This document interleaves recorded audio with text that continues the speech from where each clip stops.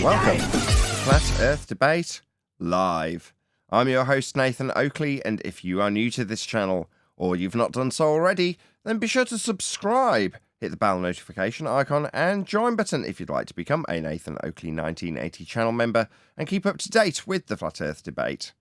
If you would like to support the channel, there is a super chat that runs alongside each of these shows while they are live, and there's also a PayPal, Patreon, crypto, and thanks button in the info box below the video. Most importantly, if you'd like to join the discussion, simply mute the page you are currently watching, then click the link in the info box below this video to join the panel and express your views on the nature of Earth.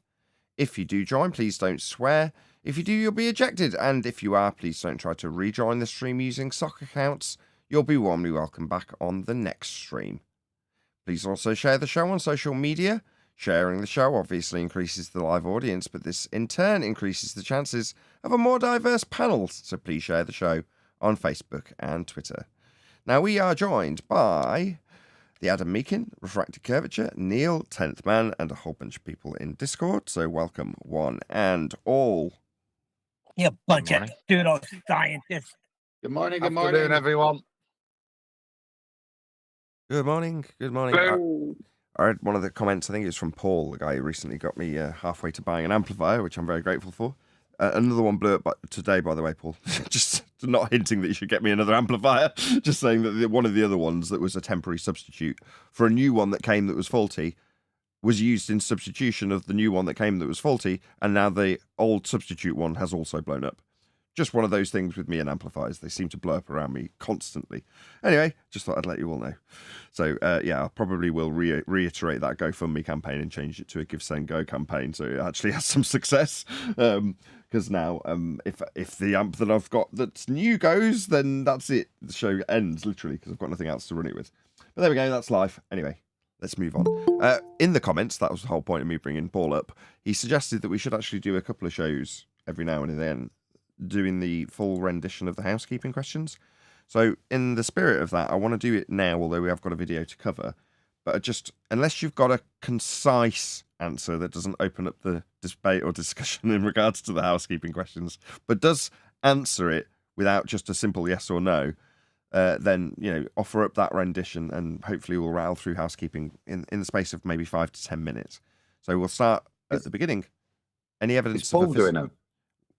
Paul? I mean, he can join in if you want. Why don't Paul answer it? He doesn't have to. No pressure, Paul. You can answer if you wish. Any evidence of a physical geometric sphere edge, that's a horizon, formerly, as of 2020, known as Earth curvature?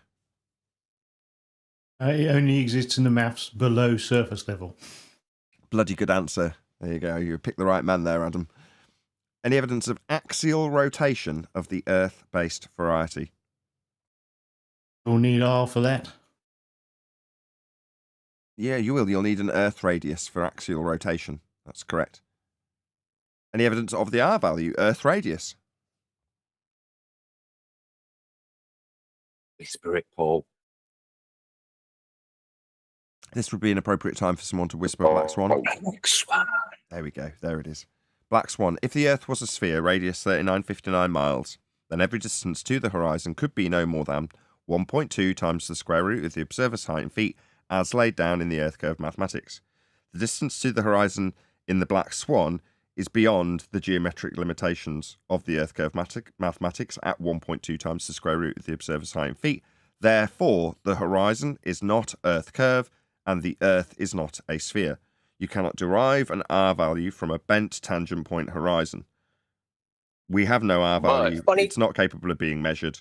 Earth isn't a sphere. The horizon's not Earth curve. Black Swan. Funny thing is they don't accept that. They said it's just one photo. Confirming. It doesn't matter what That's they why it's a accept, black because swan. it doesn't matter what they accept. You can only calculate the radius of Earth from a flat plane. Speaking of which, is there any evidence you can acquire an elevation angle measurement from a curved baseline? I'm still waiting to hear from Neil deGrasse Tyson. He has avoided the question, or maybe he's just avoiding us. Is there any scientific evidence of gravity? When you say science, you mean cause and effect? When you say gravity, what do you mean? You want me to clarify both? I say, is there any hypothesis-based cause and effect reasoning with systematic experimentation being excluded? Because at this stage we're only asking for the hypothesis, but that comes in the next question.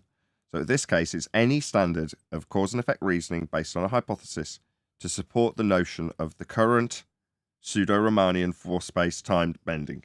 That would be the more accurate question, Adam. Then I'd say no. Any single What about- viable hypothesis from any of the fields of astronomy, cosmology, or astrophysics? Impossible. No, they can only make observations. They can't test them. Correct. They've got plenty of phenomena, but they can't formulate any of it into a cause and effect reasoning hypothesis, scientific prediction. Any evidence of a self-perpetuating... And in all Go on, Adam. likelihood, Go on. they'll need R for that. One more time. In all likelihood, whatever they're going to do, they'll need R for that. Yes, you'll 'Cause need it's a not radius to value. preclude that they couldn't do science, because it's not beyond the wit of man. It's just highly improbable when you are looking at cause and effect relationships and you're talking about celestial objects. Indeed, you're going to need R for that. Speaking of things that need R, any evidence of a self-perpetuating molten iron core at the centre of a presupposed spherical Earth? I don't know. That cracks me up all the time. No, unless you're going to talk about the Earth sonogram that they say. That requires require a flat plane. almost an echo. Go on, you go, John. Yeah, the sonograms they're talking about require a flat plane to measure. So no. Oh that dear. won't work. Just to expand on that a little bit, that requires return angle measurements reference to a plane. So the angle that they receive the signal with, that uses a flat plane.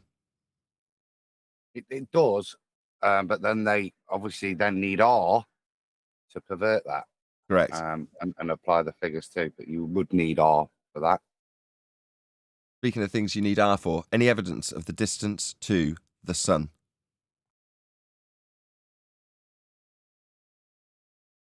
No, because we don't know what the sun is.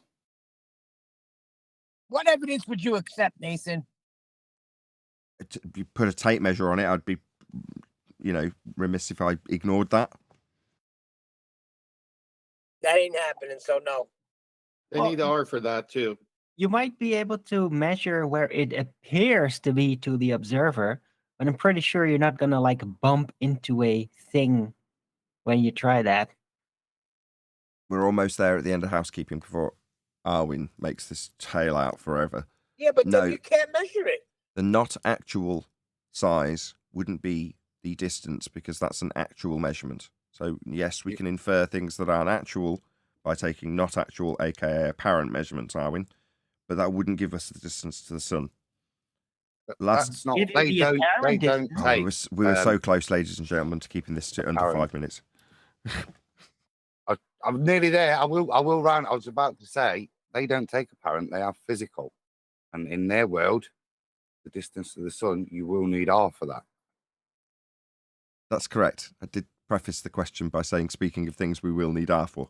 Meanwhile, any evidence that you can have gas pressure, which we are all breathing, without the necessary antecedent of a container to press upon.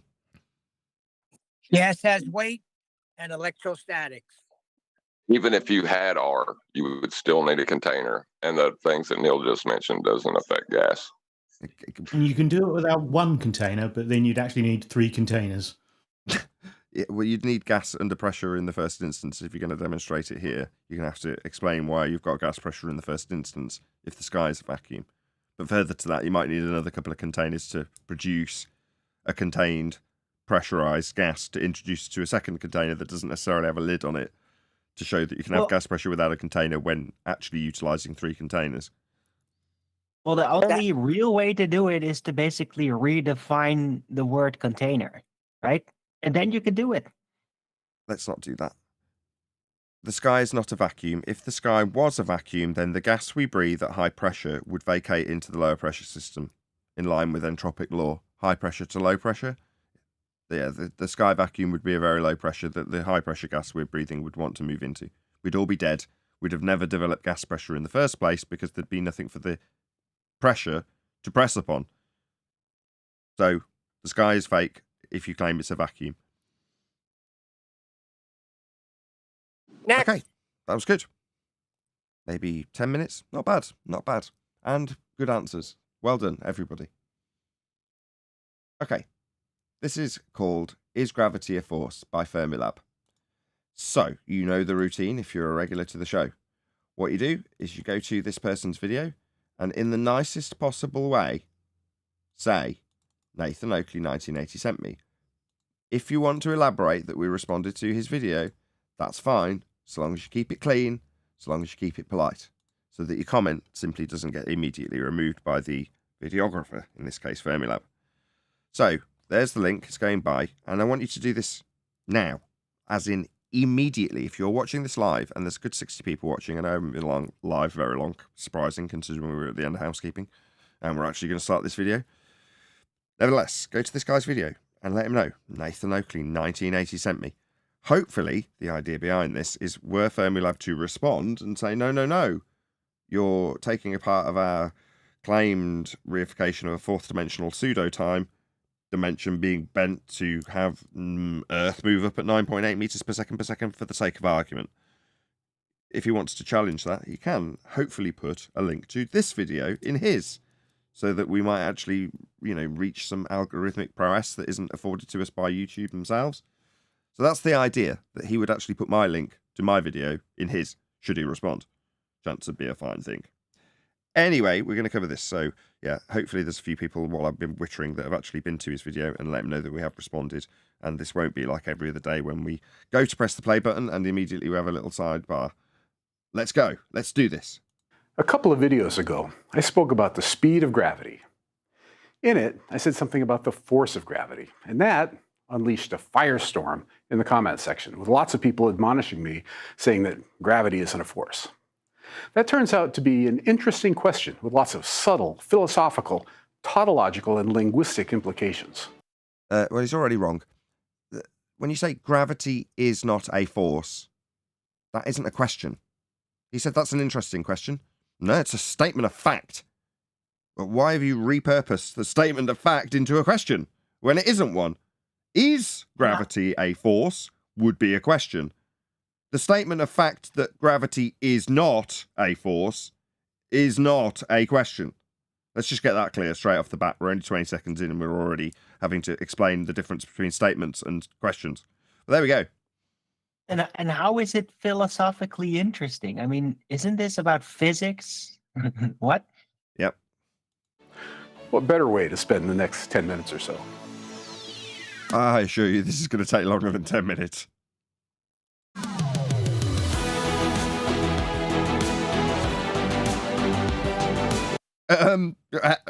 Need this much drama? Really? Seriously? I mean, I know my dramatic music at the beginning, but there might be a blazing row that goes on in this show. I mean, bloody hell. British journalist Ian Betteridge, and it states that any headline that ends in a question mark can be answered by the word no. So gravity's not a force? Where's the question mark at the end of that statement of fact? There isn't one. Did we just cover this? I'm having deja vu or something. What's going on? If that particular aphorism is true, we have our answer. This is my shortest video ever. I'm giving Ian a break. Please share. Physics is everything. Done. On the other hand, perhaps that's a bit hasty. Maybe we need to dig into it a bit deeper. To do this right, we first need to ask ourselves, what is a force? Not gravity. According to Merriam-Webster, the relevant definition of force is an agency or influence that, if applied to a free body, results chiefly in an acceleration of the body and sometimes in elastic deformation and other effects. Other dictionaries say similar things. And because physics definitions are often different than colloquial ones, I dug up my freshman introductory physics textbook, Survey, if you want to look it up. And it says that a force is that which causes a body to accelerate. Just so I can be clear, is anybody in disagreement at this stage? I don't think that's the correct definition of a force. Force in physics would be anything that causes pressure over an area. Thank you. But it also notes that not all forces cause motion. If there are forces that counteract one another, like how gravity pulls me down, but the floor pushes me up. Sorry, both of those are assumptions. One of which includes the force of gravity, and the other includes the ground moving upwards. So anybody observe either of these things he's just assumed? No? Why have you juxtaposed two things that don't happen together? Like they cancel each other out. It sounds like you've invented something to put a 0 scale on something with a 1 value. Like 1g when we're standing still. Yeah? Nathan, he's not assuming, he's declaring. Sounds like to me, he's declaring it. And the net result is that I don't move. So there are a couple of different levels of understanding gravity. The first complicated one is from Newton. He related force and acceleration. Force was mass times acceleration. And of course, force made things move. So at least as far as Newton is concerned, gravity is most certainly a force. Well, yeah, but he was superseded 108 years ago by Einsteinian pseudo-Riemannian force space-time bending. And the fact that gas behaviour, which in the vernacular of Newton would have mass, would go down at 9.8 metres per second squared based on his assertions of the downward bias of his force of gravity superseded 108 years ago. So no, you can just show gas behaviour to debunk Newton. Gas doesn't go down, go boom boom at 9.8 metres per second. It expands in all directions to fill whatever volume it's got. Well, according to Newton, mass is something you can ascribe to gas. And it's not doing what his force is claimed to claim it does. Go on. Yeah, sorry. Wasn't it the other day Adam read the text from Newton, and then it wasn't until 300 years later that someone picked it up and gave it a different interpretation? I put it in Master D. I could read it if you like. Yes, please. It is inconceivable that inanimate brute matter should, without the mediation of something else which is not material, operate upon and affect other matter without mutual contact, as it must be. If gravitation, in the sense of Epicurus, be essential and inherent in it, and this is one reason why I desired you would not ascribe innate gravity to me. The gravity should be innate, inherent, and essential to matter, so that one body may act upon another at a distance through a vacuum, without the mediation of anything else, by and through which their action and force may be conveyed from one to another, is to me so great an absurdity that I believe no man who has philosophical matters a competent faculty of thinking can ever fall into it. Gravity must be caused by an agent acting constantly according to certain laws, but whether this agent be material or immaterial, I have left open to the consideration of my readers. So, Yeah, let's give him gravity. No. Yeah, exactly. Let's name gravity after him. Well, CV boys, Reverend John Michel and Cavendish have got this notion, and it's been falsely ascribed to Newton. And he vehemently wanted no part of it, as you've just heard in a letter he wrote to someone else. Anyway, that's Newtonian gravity for you. If you strongly oppose something, you'll end up having it named after you. That's interestingly, Newton just indicted the guy doing this video and saying that he didn't have a competent faculty of thinking. Indeed. Absolutely correct. FermiLab, you cited sources humiliating you, my friend. He didn't really know how it worked, but it was a force. One mass somehow reached across the distance and tugged at another mass, causing it to move. Could you just read that bit again? Yeah, I mean, he just said the opposite, right? My bad. By and through which their action and force may be conveyed from one to another is to me so great an absurdity that I believe no man who has in philosophical matters a competent faculty of thinking can ever fall into it. Let's just hear FermiLab one more time. Force. He didn't really know how it worked, but it was a force. One mass somehow reached across the distance and tugged at another mass, causing it to move. Not according to Newton himself, and he also thinks you're an idiot for asserting it. Yeah, you need to look up who actually gave you this concept, because it would be Reverend John Michel, C.V. Boys, and Cavendish, not Newton. He says you're stupid. That anybody who thinks this is the case would be an idiot. No man with cognitive faculties could think this. Yeah? That's you. Dumb. According to Newton, I'm just saying it's a fact. Again, it's not a question mark at the end of this. That is a fact. According to Newton, you are stupid. Fact. Not a question. That, as far as Newton is concerned, is super important. What it really means... As far as Newton is concerned, why was that in quotes? See, we've just quoted Newton, like things he actually said. Whereas you're saying as far as Newton is concerned, in quotes. So you're just divining a dead man's thoughts and putting it in quotation marks. What the hell? Is according to Newton's theoretical framework.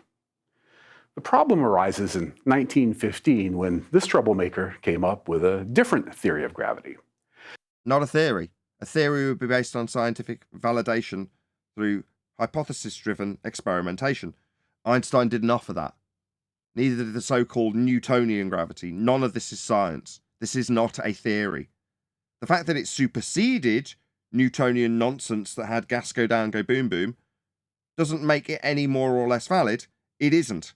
But it definitely isn't a theory. Colloquially speaking, did you look up what theory meant in your little book? Obviously not. Combined with some insights from one of his professors, a guy by the name Herman Minkowski, we now treat gravity very differently. Treat it? We treat it, do we? Show it me, so I can understand how I need to treat it. Because what you're about to show me is a two-dimensional representation of a three-dimensional grid system, as opposed to a fourth-dimensional space-time bending, which is what you're about to tell me this is. Anybody else care to count how many dimensions are being depicted in this image? How many dimensions are being depicted in this image? Anybody who's mathematically inclined. There's only 3 being shown. Let's just get that clear from Adam, who's a mathematician. There are 3 depicted dimensions on this two-dimensional screen representation of what is about to be talked about, correct? 3. Yeah. In Einstein and Minkowski's formulation of Einstein's theory of general relativity, what was really going on was mass distorted space, which is a very weird concept. Right, mass distorting space. So the distortion that the mass is causing is in the space. Now, not in length, breadth, and depth, but in the pseudo fourth dimension of time. So that is what's being distorted, but yet it's not depicted here.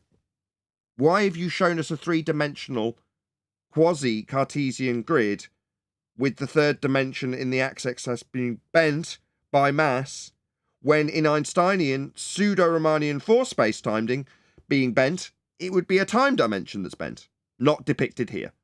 Just lies. This is deceit. Isn't it, FermiLab? That's not what you're showing us. You're telling us about space-time bending and showing us 3D space. This picture shows you how it is often portrayed. Really? Yeah, that's how I could call it out as bullshit before you even got to describing it, because this isn't showing the bending of space-time. Far from any mass, space is what is called flat, meaning you can draw it in a 3-dimensional grid of straight lines. A flat would be 2-dimensional, though, wouldn't it?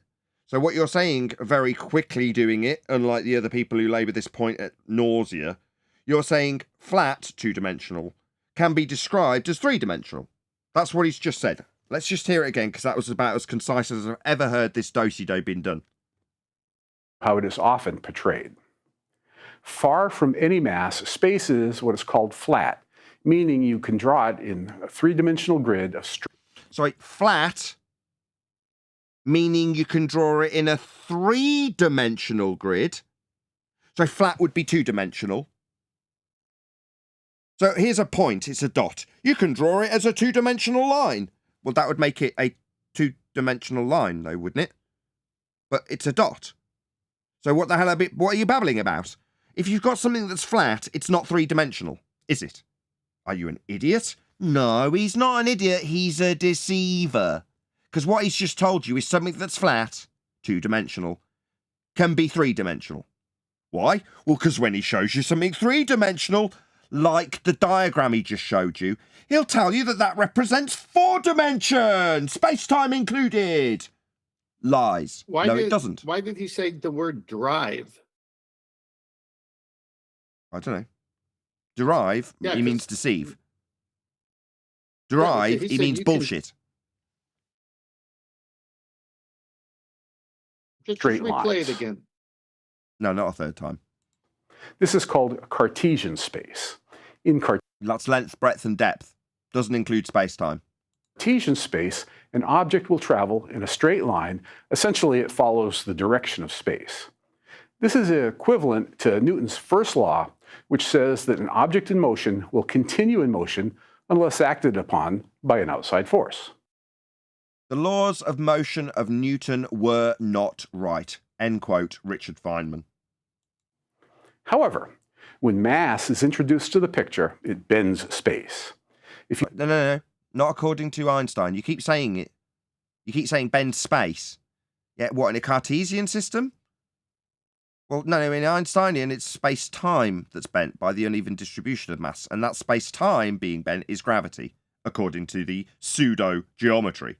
If you then introduce another mass, that second mass still follows the lines of space, but these lines of space are bent. Thus, in the Einstein and Minkowski formulation of gravity, gravity isn't a force like Newton claimed. Objects still move in the direction space is bent, but from the perspective of a person thinking that space is flat, they will say that the direction the object moves is curved. So if it's flat, two-dimensional, you can describe it as three-dimensional. Well, no. Number one, you're 1 dimension short of Einsteinian because it's fourth dimensionally bending the space-time, not bending the space. The Cartesian isn't the thing that's being bent. The three-dimensional system isn't the thing that's bent. The thing that's bent, very specifically in Einstein's mathematics, is space-time. And the cause of the space-time bending is the thing that we experience in physicality. That would be the mass. The three-dimensional uneven distribution thereof causes the bending of space-time in Einstein's maths. So either you simply don't understand that it's not space that's being bent, it's space-time in Einstein. And when you describe the flat universe described in the heliocentric model, it isn't akin to the do-si-do normally done between 2 and 3 dimensions to take you from 3 to 4. You seem to have stopped short 1 dimension, FermiLab. Why would that be? I would postulate that it's because you don't understand what you're talking about. So the object looks like it's experiencing a force, but that's because the shape of space isn't obvious. And again, the phrase... So the shape of space. Let me get it right. I draw out length, breadth, depth, X, Y, Z. I draw out this grid that he just described, right? And it's empty. It's just the grid used to reference something that may be placed in the grid. That is the space we have to depict something. Whereas what he has just literally said is the shape of space. There is no shape of space. How can you have the shape of the Euclidean or, Cartesian grid that's used to define things as points in space? That doesn't have a shape. Unless you're going to call it the box itself, but that's the reference system. That's the whole point, though, isn't it? Turn the mathematical reference system into an extra dimension. But in this instance, stopping short of actually describing the fourth dimension that Einstein has. Shout out to James Richard. One cannot bend space-time, for it is a concept only. No observation, isolation, vary/manipulation of or control. Pseudoscience. P.S. You forgot an SC. Did I? Oh, well, thank you very much.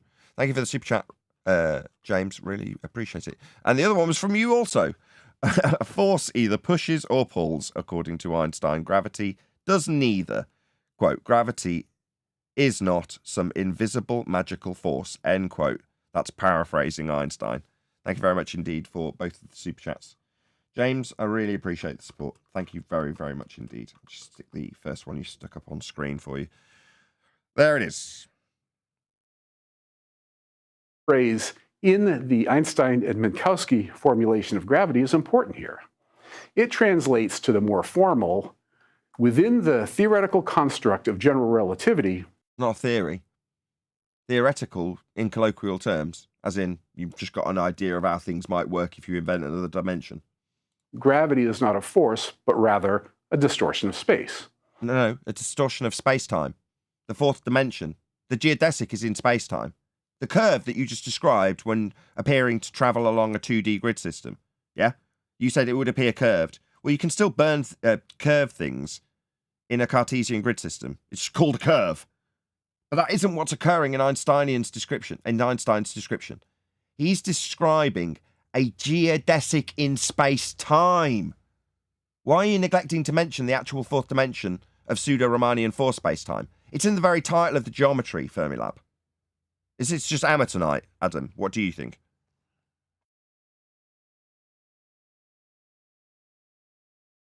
And there you have it. I agree. And of course, that's the origin of those somewhat stuffy admonitions. Since Einstein's theory makes better predictions than... Not a theory. Predictions in science are hypotheses. They predict the cause of an effect. In this instance, we haven't got any effect detailing, and you've got the dimension of the effect that you think you're describing as a non-force. One dimension short of Einstein's. Newton's, then this settles things, right? Gravity isn't a force.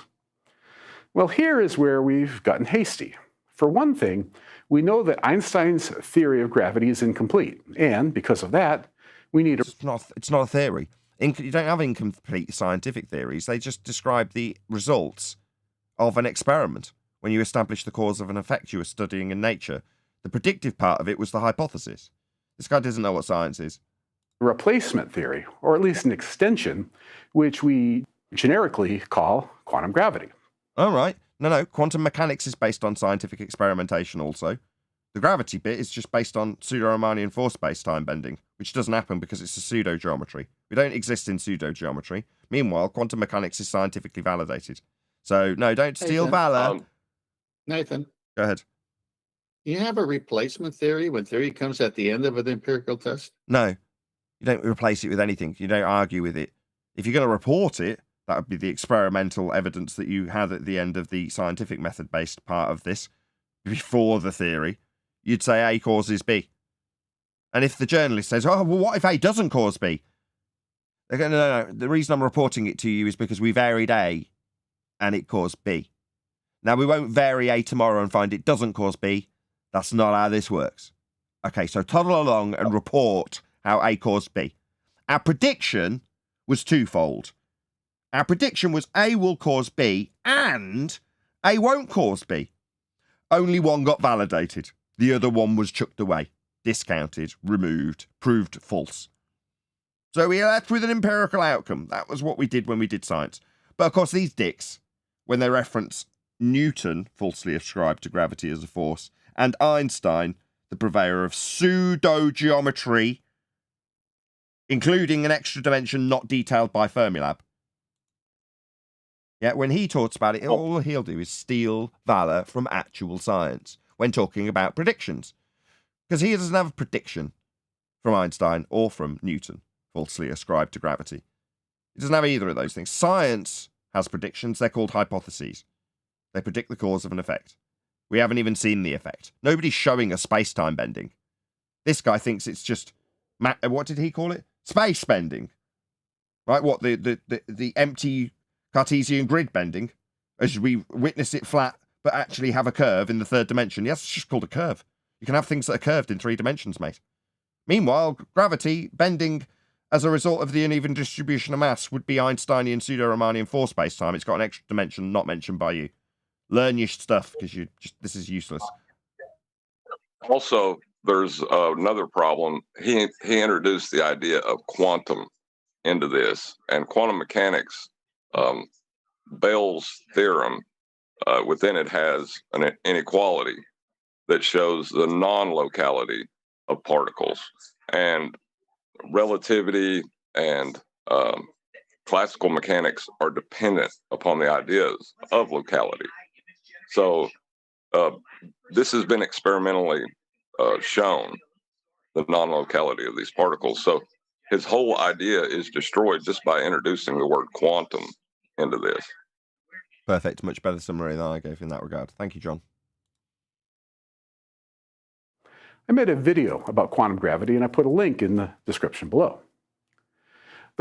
Speaking of which, so this is FermiLab, and if you are just joining us, there's over 100 people watching. Thank you very much to all of you who shared the show. Really appreciate it. That's the only reason we've got 100 people watching. But I'm going to stick the link to FermiLab so that you, watching live right now, can go to his video, help him in the algorithm, leave a comment, expressly telling him that Nathan Oakley 1980 sent me. And if you want to go on to explain that we've responded to his video in the nicest possible way, of course, then let him know. We responded to your video. But there it is. There's the link. And hopefully if we have a little chit-chat amongst ourselves on the panel before we go back to responding to the video itself, that'll give people who are in the live stream chat enough opportunity to go and leave a comment right now on this guy's video and then come back to us when we respond a little bit further. But at this point, anybody else got any comments just while people are nipping off to give a little comment saying Nathan Oakley 1980 sent me? Well, just a summary. First, he starts with Newton. Then he says, well, he wasn't exactly right because 108 years ago, this guy, and he shows Einstein and says, this character changed everything. And then he's now saying that that guy is going to be incomplete because quantum gravity is going to come up next. So why does it keep changing? He's using the word gravity to grease the skids. I mean, not gravity, quantum.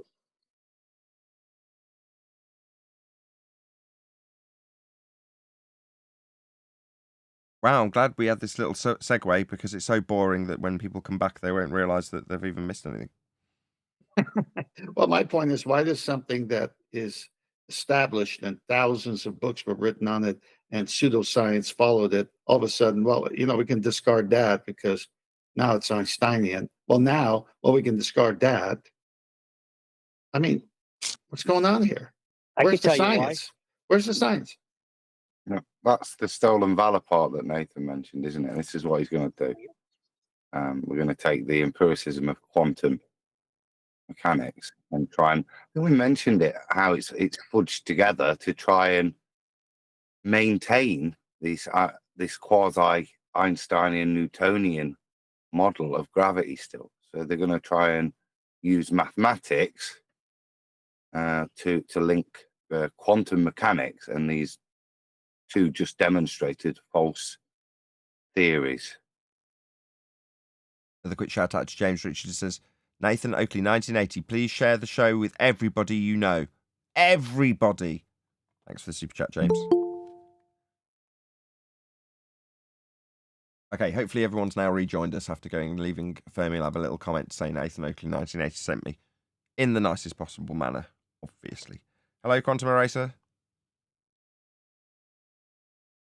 Good day. Problem is that none of the theories of quantum gravity have been validated. That means there are lots of different ways to imagine gravity. What? None of them have been validated? Not end of statement, but that means there's lots of ways to employ imagination land. Jesus wept. What? Also sounds like they have no agreed upon, they don't even have consensus opinion on what quantum gravity is. There are lots of them. And none of them are validated. Yeah, wait a second, though. He said none of the theories were validated, so how can they be theories in the first place? Yeah, we covered that. They're not. Well, the thing is, by saying that none of the theories of quantum gravity have been validated, he's implicitly saying that the other theories of gravity have been validated, which is also false. At this deeper and more fundamental level. Sorry, go on, whoever that was. I'm sorry, it's a train wreck. What's quantum gravity? A stealing of the scientific validity of quantum mechanics and slapping it on the title of a failed pseudoscience of gravity. Which gravity?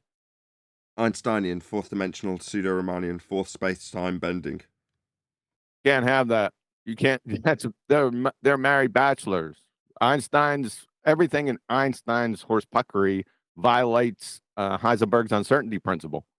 And if you go by Richard Feynman, every statement in quantum mechanics is just a restatement of Heisenberg's uncertainty principle.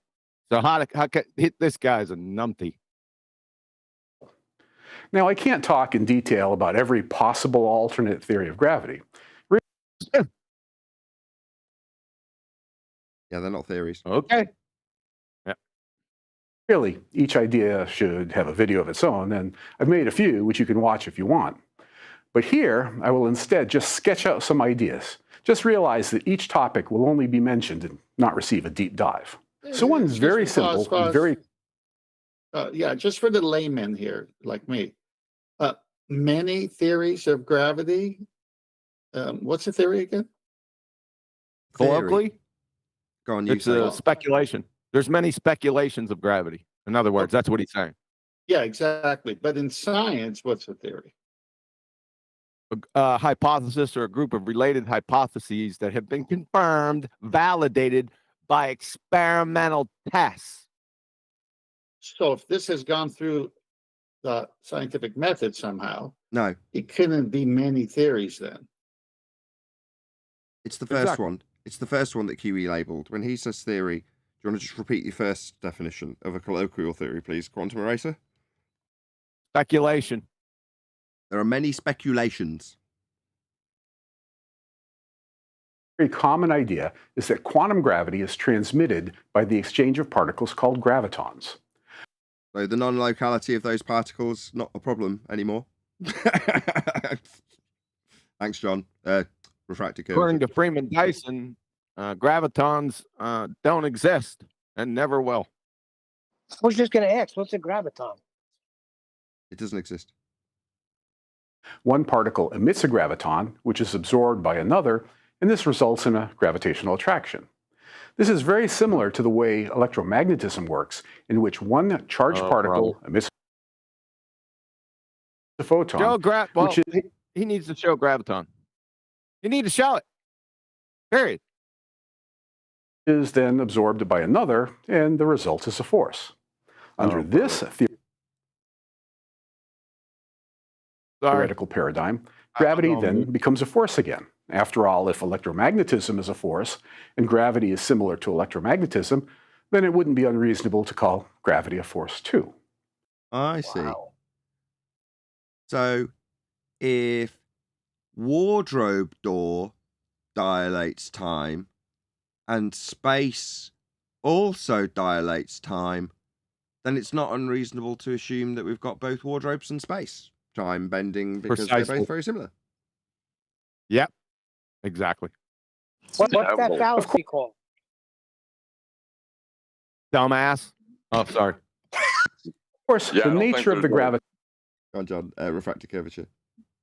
I was going to say, I don't think there's any like formulation to that, but that is like the most messed up logic I've ever heard in my life. Differs in the many theories of quantum gravity. In some superstring theories, in which the smallest building blocks of matter aren't particles, but rather tiny vibrating strings, the graviton is one particular vibrational mode of a string shaped kind of like a hula hoop. Can you show us one? A string. Can you show us one? At high energy, gravitons interact with particles and generate a gravitational force. In order for superstring theory to work mathematically, what about physically? At the energies that are found in space, the curvature of space-time... Oh, now he's starting to call it the curvature of space-time. Why was it in the earlier descriptions you just said the bending of space? Was it because it was super complicated to introduce the fourth dimension, but now you've decided that you're going to introduce it when you describe quantum gravity? Why is that? It wasn't bending space-time a minute ago, but now suddenly you've remembered that it's a fourth dimension that you need to bend when you show a three-dimensional depiction of it. Maybe it was just much easier to not mention it earlier. It makes me get the impression that you're a deceptive shit. That's what it makes me feel. I don't know, maybe the audience agree, maybe we should do a little straw poll. I mean, did he leave out the fourth dimension when he juxtaposed two-dimensional flat territory being bent in a Cartesian system that could easily describe that bend as a bend? When he was actually describing pseudo-Riemannian force spacetime in bent nature, but just forgetting to mention the fourth dimensional bit when he showed his two-dimensional representations of three-dimensional grid systems. Is he a lying shit type 1 now? Is he just maybe a bit forgetful about the fourth dimension that's very specific to Einstein's nonsense that he was talking about? Then type 2. Forgetful, 2, lying shit, number 1. Can we talk about the usage of the word mathematically?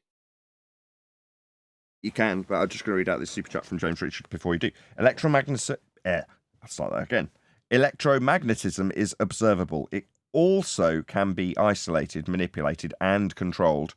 Gravity cannot. Yeah, well said. Thank you for the super chat. Go ahead, 10th. Yeah, why do these current day so-called scientists only do things with equations, calculations, mathematically? What, like you said, what can you show it to me physically? Is it because they can't and it only exists in the maths? It does only exist in the maths. It's very specifically detailed that way when it's labeled as pseudo. It's a pseudo geometry.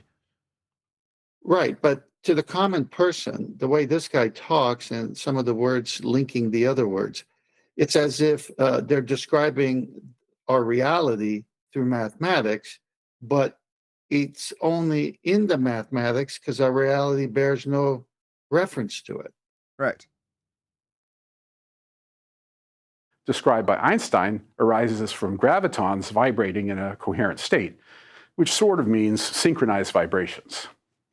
This looks like the curved space thing, but it has a different cause. Like curved space thing, so now it's back to curved space. I don't get it. Now I think you're ignorant. Then there's the idea of loop quantum gravity. In this theory, space-time is quantized, which... I had a squeal. Go ahead. Nah, I'm laughing. Loop, there's all different names now. How many names do we got for this gravity? Look, right, when you've made a whole batch of crap sweets that taste like shit, but there's thousands of them, that just means there's more choice of crappy sweets, Neil. Which means there is a shortest distance and a briefest duration of time. In this theory, these little bits of space are attached together. I kind of imagine it like chainmail, with the individual loops held together to make a piece of armor. For space and time? You're talking about space-time? Back to 3D again? I don't know. Maybe he just feels that it's easier to dumb this down this way for his audience. I don't know how dumbed down the audience for FermiLab is. This paradigm is more like Einstein's model in that it is geometrically motivated, but it suffers from the fact that a path from loop quantum gravity to general relativity still eludes us. Another quantum idea is that gravity isn't fundamental, but rather it emerges from deeper principles, including string theory, black hole physics, and quantum information theory. Physics? That's the study of the physical. What you're detailing isn't that. Entropic gravity acts differently than accepted gravitational theory, and it's slower to... Oh, right. Entropic gravity. This sounds like a hijacking of natural law. I was about to say, because it's the other way around. They're taking a second order effect of entropy and calling it gravity, and now they're going to hijack entropy and say that has something to do with gravity. Is that really what he's going to go to? I think that's where it's going in general. He's detailing lists of stuff that is presumably already in circulation. Well, if you can't beat it, join it. If you can't beat quantum mechanics with Einsteinian pseudo-force space bending and geodesics in space-time, then just strap it on. Call it quantum gravity. And in this case, they're doing the same thing with entropic law. The main difference being that when they strap on a just so story to a explanation, it's not really stealing valor from any scientific validity, is it? To describe entropic gravity is to just try and incorporate the descriptions of things that always occur, that would be descriptions of phenomena, with something that isn't scientifically validated in terms of its pseudo-geometry. I mean, he said a couple of sentences ago that Einstein was geometrically driven. You're like, you're not kidding. He's invented a new geometry called pseudo-Riemannian force space. To weaken at cosmic distances. This is one possible explanation for why galaxies rotate quicker than they should.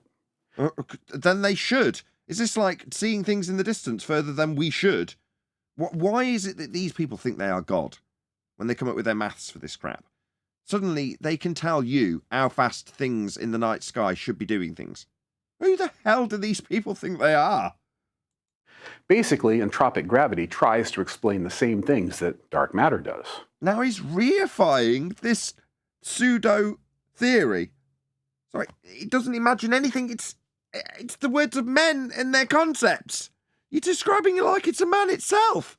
He's even reifying his own pseudo nonsense now. The level of incompetence and fallacy in this is off the charts. In any event, entropic gravity invents ordinary gravity, starting not from forces. What's ordinary gravity? Have we seen that yet? Has it been qualified? Has it been described or proven scientifically? Which one's ordinary gravity? Or geometry, but rather entropy and the statistical behavior of microscopic degrees of freedom. That's brilliant! Microscopic degrees of freedom? So when we typically use freedom as an example of something that you can't qualify because it's merely a concept, you're going to introduce us into the maths. Oh my God.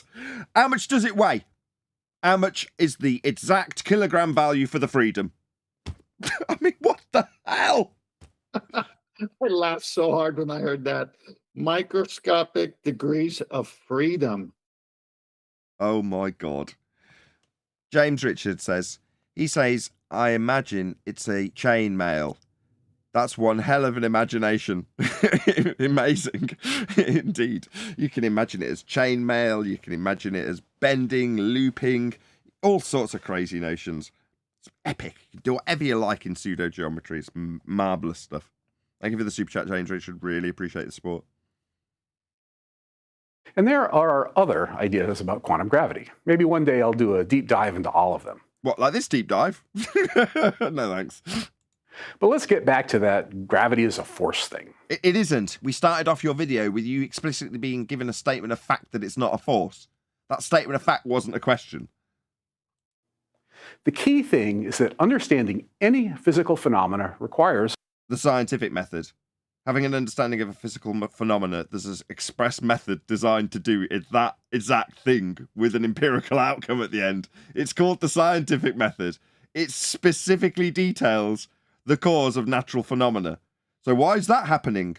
That's a phenomena in nature that you've observed. Well, I think it's because of this. That would be your A statement, your independent variable in a hypothesis. And then someone comes along and goes, well, that's a great explanation. So this causes that. No, it's only a supposition at this stage, because also it doesn't cause that. Check out my other statement in the same prediction. A doesn't cause B, the phenomena we're studying. That is known as a scientific prediction, not an explanation, because A can't cause B and not cause B.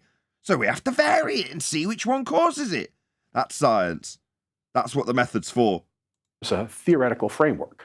Oh, really? So you are under the misapprehension that in order to establish the cause of phenomena, you need a theoretical framework. Now, where have we heard that before? That sounds familiar. Yeah, I'm talking to you, various numpty flat earthers out there. In Newtonian thinking, Nathan. gravity is... Yes. Nathan, you keep saying the word ideas. Isn't that why we're in the situation that we're in? Because there was no science for anything. They just had a bunch of ideas. Nothing was validated. Yeah, the main MO of pseudoscience in this day and age is to take the notion of a hypothesis, which is very specifically when QE explained why the question was going to be formed in that way. Any viable hypothesis from any of the fields of astronomy, cosmology, or astrophysics, well, it's formulated in that way because that's the game. The game is to turn a suppositional statement into an explanation. So turning hypotheses into explanations.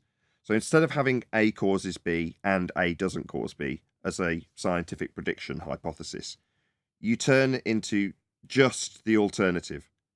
A causes B.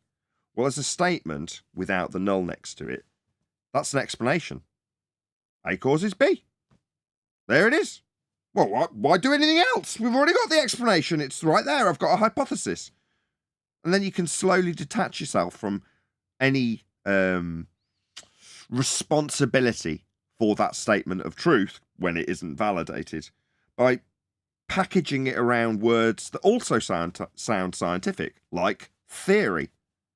So you take a method that has step 2, formulate a supposition of the cause of the effect you're going to study, and change that into suppose a cause and state that that is the cause, and then make a story around that. That's the gig, that's the bag, that's the game, that's the bait and switch. That's what they do with all of the stuff that this FermiLab guy has been detailing. Everything he has described uses that technique. Take a hypothesis because it has a great sound to it when you use the word, or take the end result of hypothesis-based experimentation, theory, and call it that, because it's got a really wonderful ring to it. What is that ring that it has? Well, it's the ring of empiricism, but he doesn't have it. He's got just so stories. He's got the misappropriation of a scientific prediction and a reinstatement of it as an explanation. That's the whole game.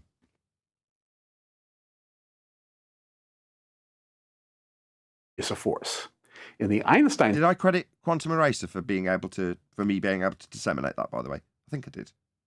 If I didn't, QE was the one that gave me that information to be able to regurgitate it in such a concise manner. Formulation, it isn't.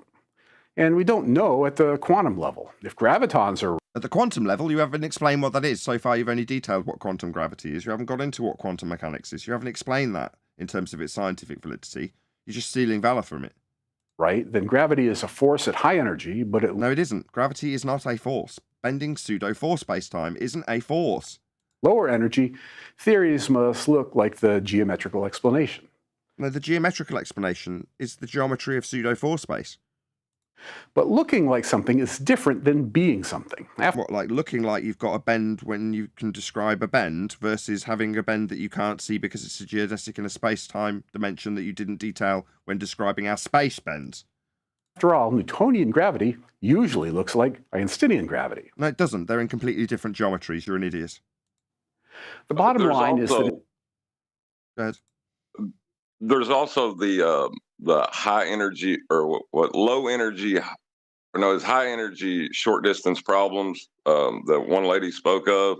It's like their delusionary world that they exist in, and that's where he's trying to stay. But he keeps on introducing these words that are in the real world, and that's where we're busting him every time. Indeed, exactly. As soon as he juxtaposes it with anything in the physical or physics, or words that have come from the physics, that's science, then you can just bust him. It's like, no, this is all taking place in the conceptual, both Einsteinian and pseudo-Riemannian. And now, quantum pseudo-Riemannian? No, definitely not. Only true in the maths. And that means nothing in the physics, because there isn't any. Another shout out, James Richard, man, you're smashing the super chat so hard today. Thank you very much for the super chat. Really appreciate the support. Theoretical framework is a hypothesis. Do you have one? If not, perhaps you have heard of pseudoscience. I see what you mean. Yeah, I've read it all. I see what you're saying. You're saying that when they say theoretical framework, they're stealing valor from the seemingly empirical sounding word of hypotheses. Yeah, that is what they're doing. When they say theoretical framework, they mean just so story explanation instead of a supposition yet to be validated. I think that's what you mean, James. Thank you for the super chat. Yes, indeed. Okay, we've got a few more minutes left on this live show, so... That it's hasty to make any claims about the nature of gravity. It's a force, or it's a geometry, or it's caused by a buzzing of quantum particles. The answer you get depends on the theoretical framework you're using. However, stripped of theory... No, you don't. No, not stripped of theory, not stripped of theoretical frameworks, not an answer that's dependent on theoretical frameworks. Yeah, in empirical science, there's only one outcome. The two outcomes that you predict, one will be discounted. Yeah, that theoretical framework you're describing is the substitution of hypothesis-driven experimentation for just so stories. That's why there's multiple answers for multiple different theoretical frameworks. You shouldn't have multiple answers. You should have one. A causes B. Nathan. Yep. Nathan, he says it's hasty to make any claims concerning gravity.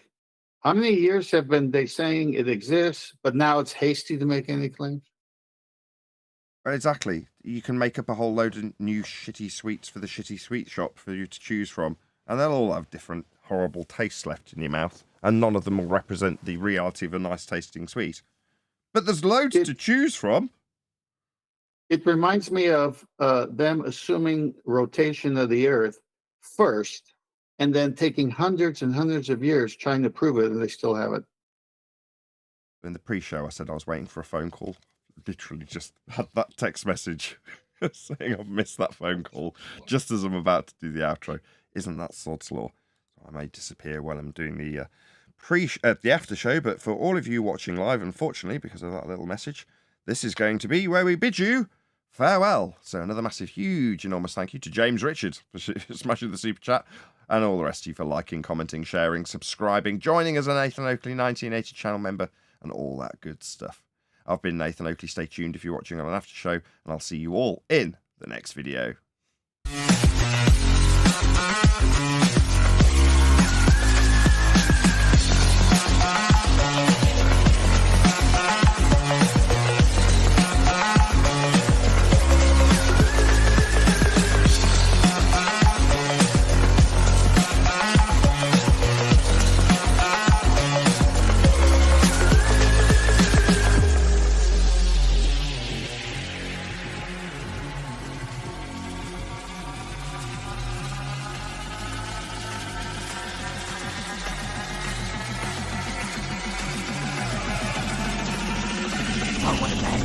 What a lovely day!